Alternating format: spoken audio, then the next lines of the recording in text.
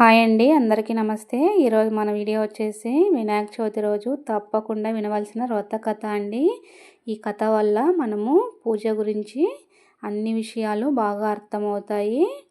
మనము ఈ పూజ చేసినందుకు కలిగే ప్రయోజనాలు ఏమిటి, అలాగే ఆ రోజు చంద్రుని చూస్తే ఏమవుతుంది, అలాగే ఈ పూజని ఎవరెవరు ఆచరించారు అనే విషయాలన్నింటినీ కూడా మనం తెలుసుకోవచ్చు.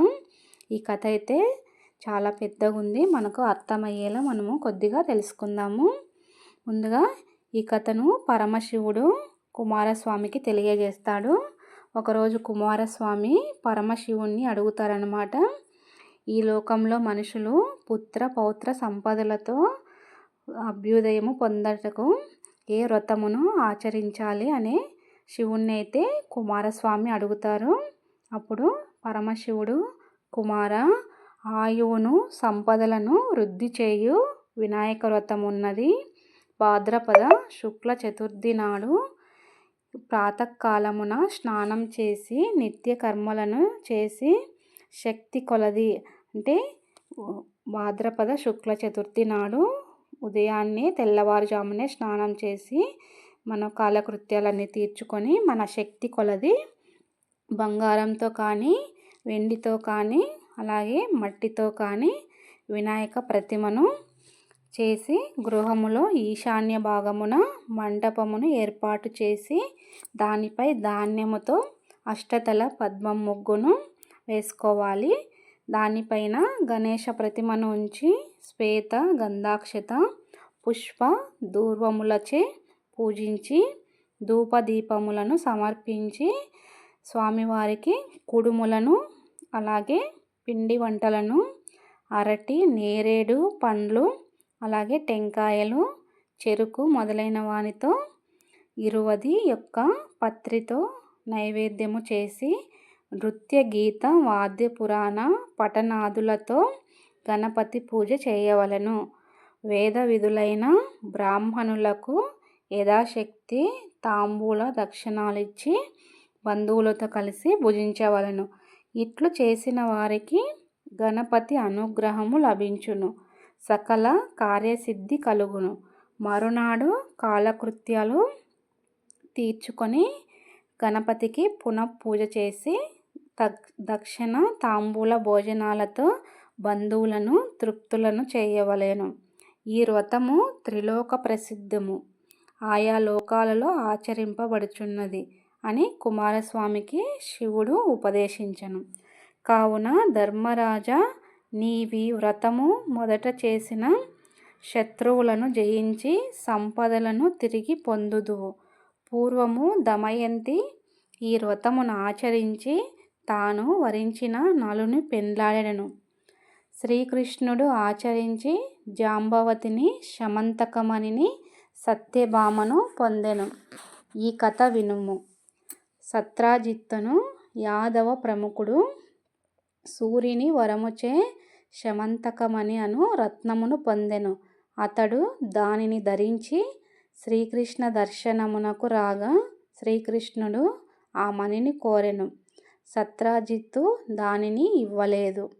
తరువాత కొన్నాళ్లకు సత్రాజిత్తు తమ్ముడు ప్రసేనుడు ఆ మణిని ధరించి వేటకు పోగా సింహమొకటి వానిని చంపి ఆ మణిని తీసుకున్నది.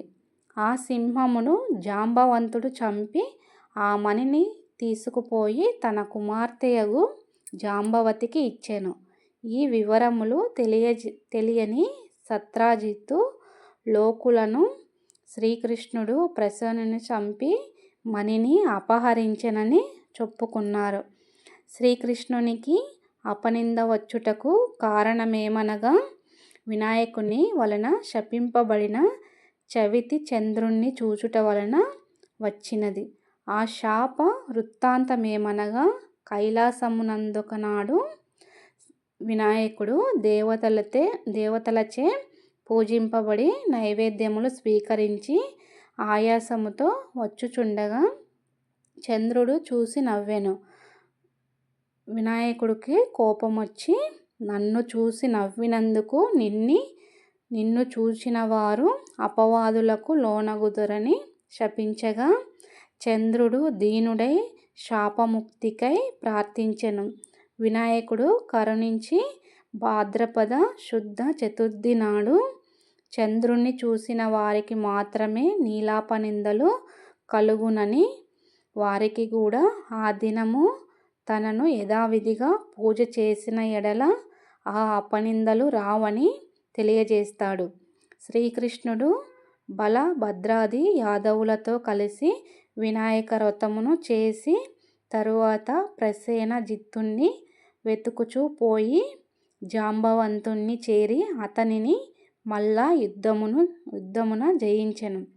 జాంబవంతుడు శ్రీకృష్ణుని పరమాత్మగా గుర్తించి మణిని తన కుమార్తె జాంబవతిని సమర్పించెను. శ్రీకృష్ణుడు తన పురమునకు వచ్చి ఆ మణిని సత్రాజిత్తుకు ఇచ్చెను. సత్రాజిత్తు నిజము తెలుసుకొని ఆ మణిని తన కుమార్తెయగు సత్యభామను శ్రీకృష్ణునకు సమర్పించెను.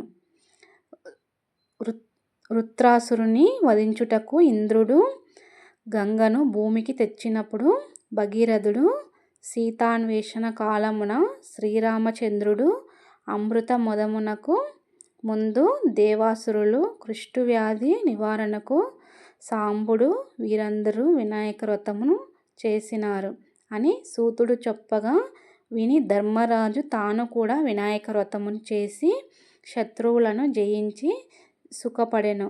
తలచిన కార్యములను సిద్ధింపచేయుట చేత వినాయకుడు సిద్ధి వినాయకుడయ్యెను. విద్యారంభం కాలమున పూజించిన విద్యాలాభము, ధనార్జిధనము, అలాగే పుత్రాతి పుత్రులను పొందెదరు. విధవరాలు పూజించిన మరి ఏ జన్మలో కూడా వైధవ్యము రాదు అని వర్ణముల వారు యథావిధిగా గణపతి వ్రతమాచరించిన వినాయకుని అనుగ్రహముచే సకలైశ్వర్యములు పొందు సుఖపడుదురు అని ఈ వ్రతం గురించి అయితే మనకు తెలియజేసినది.